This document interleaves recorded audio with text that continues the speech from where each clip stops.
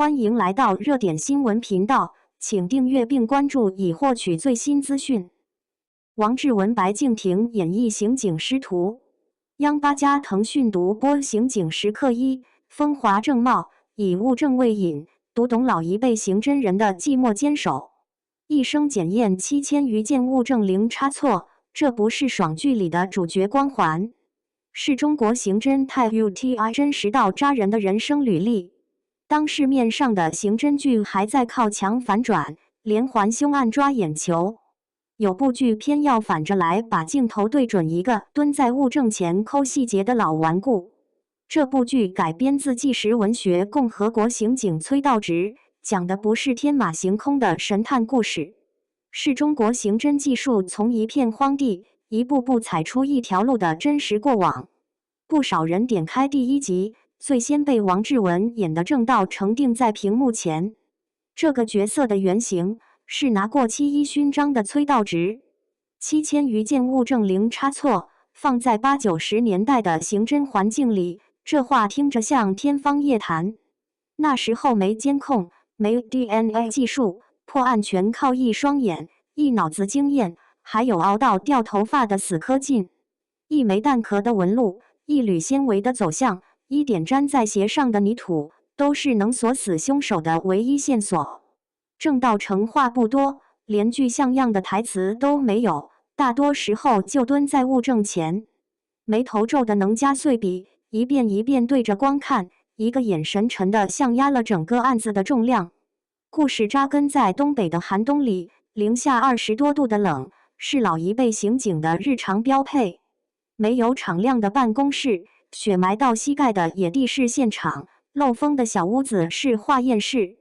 翻的卷边的手写卷宗是武器。那时候刑侦技术全是空白，啥方法都得从头摸，光靠经验判案，错案的风险像悬在头顶的刀，说掉就掉。就是郑道成这波人，一点点把痕迹检验的规矩搭起来，把严谨俩字刻进刑侦的骨头里。白敬亭演的青年刑警任江川，是刚出校门的愣头青，满脑子热血，却因为漏看了半根纤维办了错案，蹲在走廊里哭到喘不上气，觉得自己不配当警察。郑道成没骂他，拉着他跑了3趟现场，蹲在雪地里扒着物证看了2小时，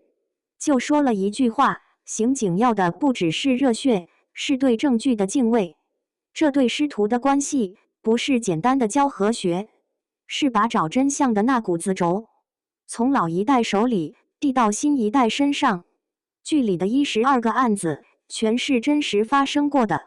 煤矿的100万工资款被抢，南山矿的悬案，桩桩都沉得压人。郑道成从不说我觉得凶手是他，所有结论都得落在物证上。痕迹检验要做到绝对严谨，这句台词是崔道直守了一辈子的死规矩。这部剧没搞3集破案的爽感，反倒把找证据的熬人劲拍得明明白白。为了比对一个弹壳的痕迹，郑道成能对着光看3天3夜；为了找半根沾着煤渣的纤维，能在雪地里扒一下午。真相不会自己蹦出来的，有人耐着性子在一堆碎渣子里抠答案。现实里的崔道直到了80多岁还往现场跑，这份轴剧里一分没改。看多了自带主角光环的神探，再看郑道成，才懂啥叫珍贵。他没有超能力，只有扛在肩上的责任；没有开挂的本事，只有抠细节抠到疯的较真。现在不一样了，有 DNA， 有天眼，破案比以前容易太多。可老一代刑侦人刻在骨子里的严谨，从来没过时。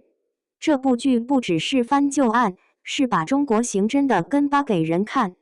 让你明白，现在能安心走在路上，是曾经有一群人守在黑夜里，拿物证当灯，拼了命护着人间的公道。他们不是天生的英雄，是靠死磕熬成的脊梁。所谓的刑侦进步，到底是技术的胜利，还是严谨的胜利？对此，小伙伴们有什么看法呢？欢迎在下方评论区留言，和大家一起分享讨论吧。